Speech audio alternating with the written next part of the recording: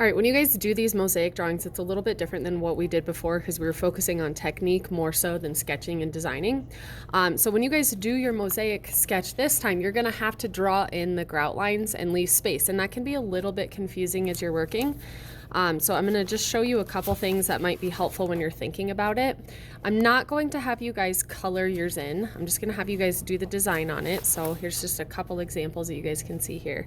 So when you're doing this, the first thing I want you to do is identify how you guys are gonna make your mosaic. Are you gonna carve or are you going to cut? Because you guys will have that option.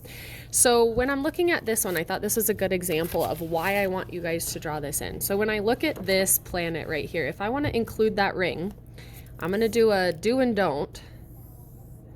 So do and don't.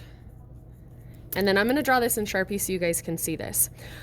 What kids will do sometimes is think that they can just use the marker. They don't have to draw in the grout lines because Mrs. English is totally wrong.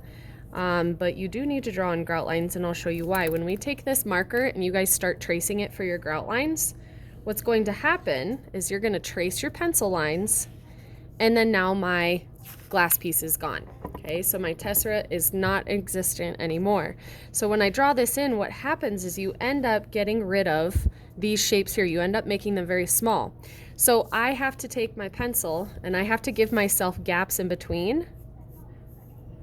So the marker line is not actually going to go on my original pencil line. I'm going to leave that gap, and then I'm going to have an exterior glass piece that's going to be coming around the outside. So here's a glass piece.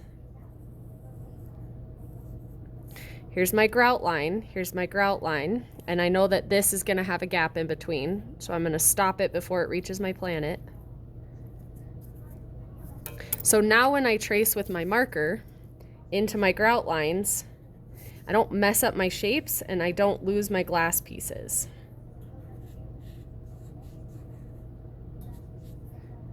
And then my grout lines would go all the way around, and my next glass piece would have that gap in between. Okay, so we're not going to trace with marker until we get all of our lines in here. Now, if you're someone who's looking at this going, yeah, but this is really confusing with all these grout lines, you can add a little bit of color just to kind of mark off what's your grout and what are your tesserae pieces, so you guys can change that if you want to. But it is required that you guys draw grout lines into your piece after you guys look at 5 different examples. And we do want different shapes for the background than the object that you guys are drawing. So for example, this one's a good one here. They already have contrast because they're using warm colors in a cool background, but they have a lot of small pieces in here, and then they just kept it uniform and used larger pieces in the background. So now we have that contrast of a more complex design against a simple background. So you'll want to make sure that you guys are using different sizes, different shapes. Make sure that if one area is small, we don't want the whole thing to be small because your subject or your object or whatever you're drawing gets lost in the image.